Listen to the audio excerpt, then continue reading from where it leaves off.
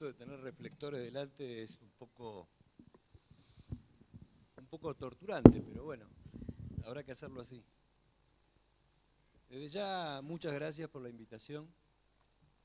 Lo hago no a título personal, sino que lo hago como una de las autoridades del ente. Y me apego a todos los que estuvieron anteriormente, ¿no? O sea, saludar los 21 años. En el viejo Código Civil sería la mayoría de edad. En la actualidad, por lo menos, la mayoría de edad es a los 18, pero hasta los 21 tienen un régimen alimentario. Y la Argentina, entre otras condiciones, me parece que llegó la hora de, en lugar de preguntarnos qué puede hacer la autoridad pública por nosotros, deberíamos empezar a pensar, como lo ha hecho nuestros padres fundadores, como lo han hecho los pioneros en cada una de las provincias, algunos en forma individual, otros en forma colectiva a través del cooperativismo, empezar a brindarle al país lo que nosotros le podemos dar al país. ¿Por qué digo esto? Hace un tiempo, no muy lejano, escuchaba un reportaje al presidente de la Nación y con un detalle que me pareció sumamente sorprendente. Él contaba las distintas reuniones que va teniendo con los distintos sectores. Y todos, cada uno de los sectores, aventuraban lo que podía pasar en el futuro. Algunos criticaban lo que había pasado, otros resaltaban lo que había pasado, pero en el final todos terminaban más o menos con un mismo argumento. Lo que vine a pedir está, ¿no? Porque en realidad lo necesitaban como sector. La sumatoria de los sectores hace que a veces, por lo menos todos los que cubrimos un cargo público, empecemos a entender la discusión de la escasez, porque todo no es imposible, pero sí realmente es imposible tratar de llegar a cada uno de los lugares. Hace 10 días atrás, una editorial de La Nación definía a la paciencia como una virtud de la desesperación. Y trato en la medida de lo posible mantener esa paciencia a las horas que me tocan, entre otros, analizar para resolver el presente y el futuro de algo que es bastante mucho más complejo de lo que el común de la gente cree. Antes de exponer, yo recién escuchaba con atención la buena definición de que la convergencia en definitiva o el despliegue de redes no era ni más ni menos lo que había pasado con el desarrollo de la electricidad y el origen de las cooperativas de servicio público de electricidad. Los troncales generales de distribución de electricidad no llegaban a determinados pueblos. Y es ahí la iniciativa de los pobladores a través de una cooperativa los que lograron que eso llegue. En la Argentina eso permitió, entre otras condiciones, que salgan del medioevo muchas de las localidades que permitían tenerle, entre otras cosas, luz, y con la luz la posibilidad de tener una heladera, resguardar los alimentos, mantener un ahorro sobre ellos, ya que no deberían disponerlos. La convergencia en realidad no es algo novedoso, es algo que viene desde mediados o fines de la década del 80.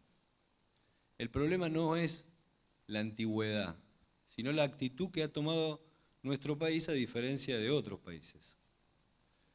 La Argentina mantuvo siempre separado, por decisiones de oportunidad, mérito y conveniencia, definiciones políticas, definiciones de intereses, a la radiodifusión separado de las telecomunicaciones.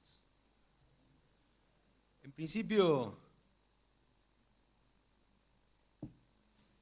esa definición de separación entre telecomunicaciones y radiodifusión era más o menos atendible, ya que en el mundo lo que había era efectivamente empresas estatales de telefonía y la inversión privada era casi de cumplimiento imposible para llegar a capilarizar dentro de cada una de las localidades. El abaratamiento del costo de la tecnología, el desarrollo del conocimiento, fueron llevando a que, entre otras condiciones, eso se permita a tener un acceso más flexible. El descubrimiento de nuevas situaciones en el mundo, en la finalización de la división este-oeste, hicieron que ese compromiso de empresas monopólicas estatales pasasen a ser la posibilidad de que el sector de la vida privada, no importa en la forma que se organice, pueda desarrollar esa actividad en forma un poco más efectiva, sin que el erario público haga frente a eso y de destinarlo ello a hacer otro tipo de infraestructura. En el mejor de los casos podrían ser cloacas, rutas, etc. Esa actitud que se tuvo por allá por fines de los 80 se ve convalidada por los principios centrales y los convenios que la Argentina ha firmado en la OIT.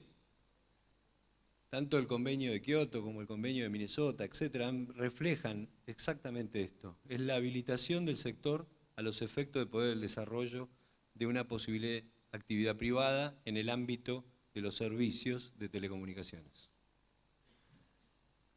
Esa institución que se fue generando fue dejando de lado lo que comúnmente se conoció por allá por mediados del siglo pasado como el servicio público.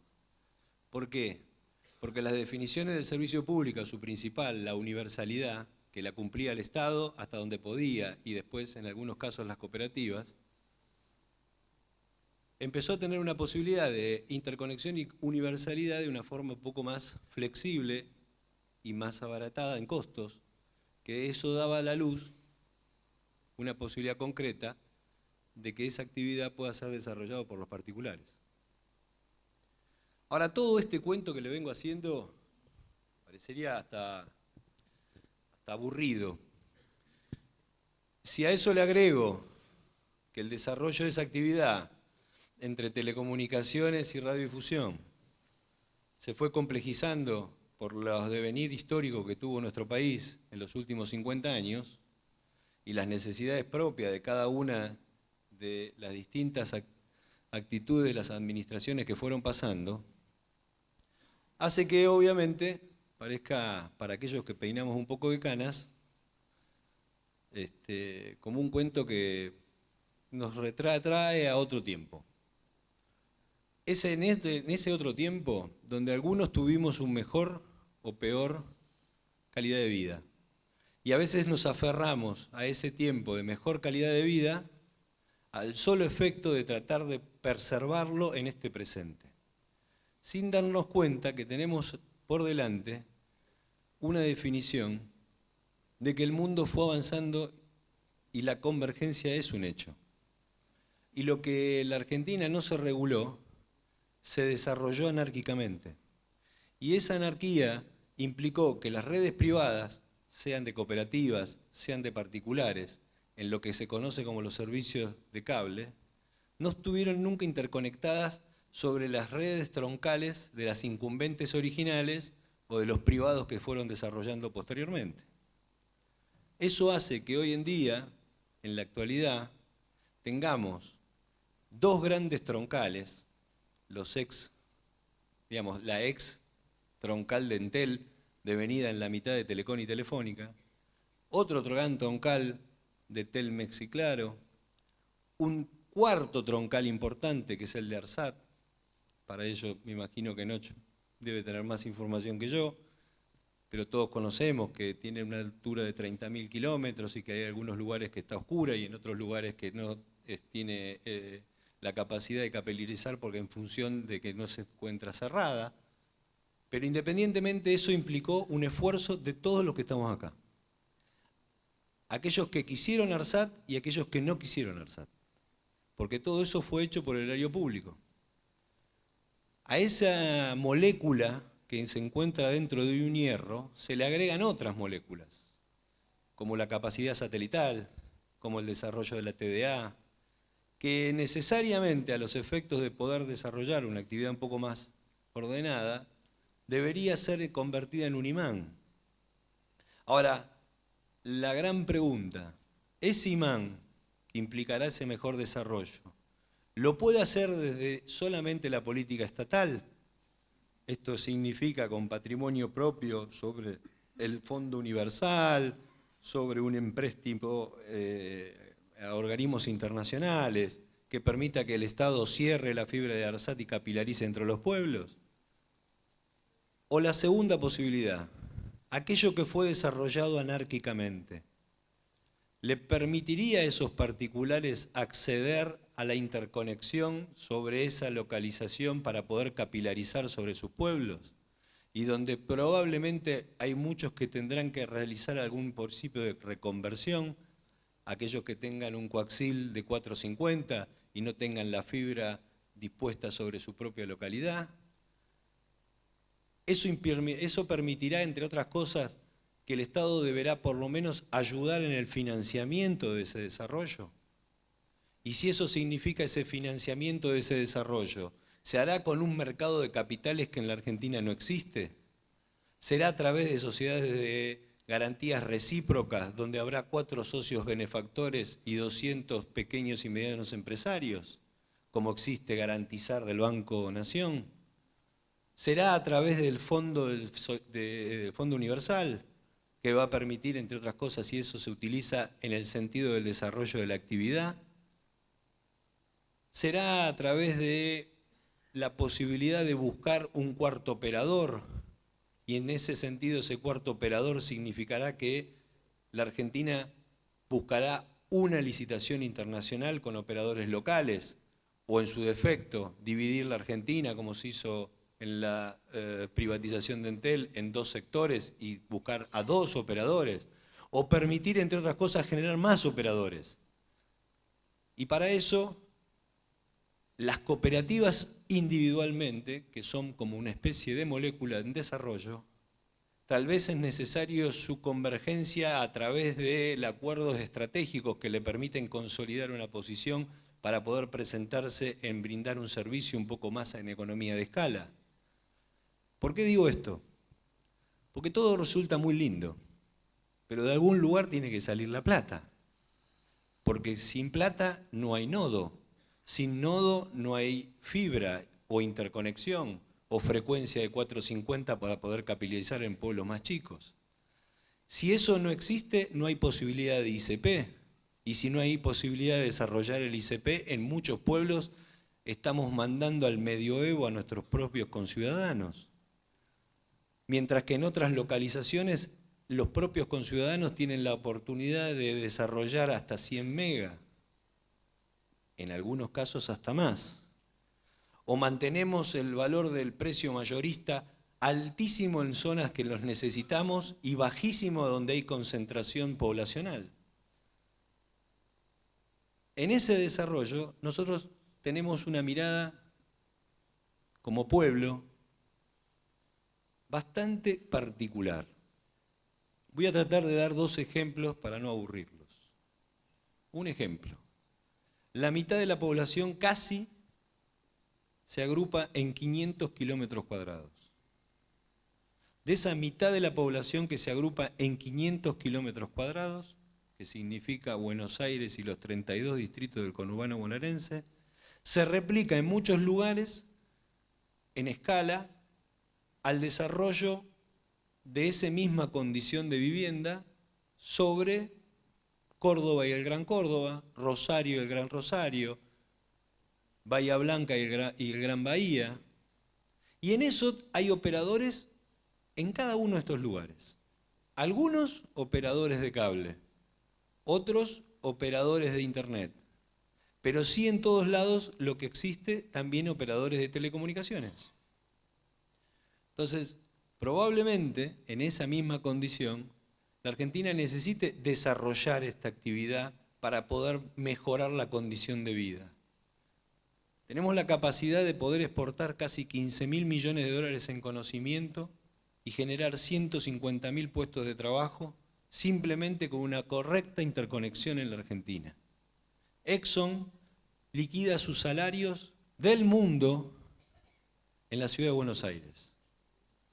Turner dedica gran parte del conocimiento que tiene en la Ciudad de Buenos Aires, que lo utiliza solamente porque abarata costos. Ahora, independientemente de eso, es imposible desarrollar esa actividad fuera de este marco de la Ciudad de Buenos Aires o de Córdoba o de Rosario, donde su interconexión realmente es alta. Ahora, ¿es posible desarrollar eso mismo en ciudades como Puerto Madryn o etcétera? Tal vez en algunos lugares sí, porque los prestadores han mejorado su condición y han logrado interconectarse sobre una mayorista que le permite tener un mejor servicio, pero probablemente en muchos lugares no, como pasa en el norte argentino, donde algunos tratan de extender un cable de fibra óptica hacia Paraguay para poder comprar los megabits mucho más barato que comprarlo en la Argentina. Este gran embrollo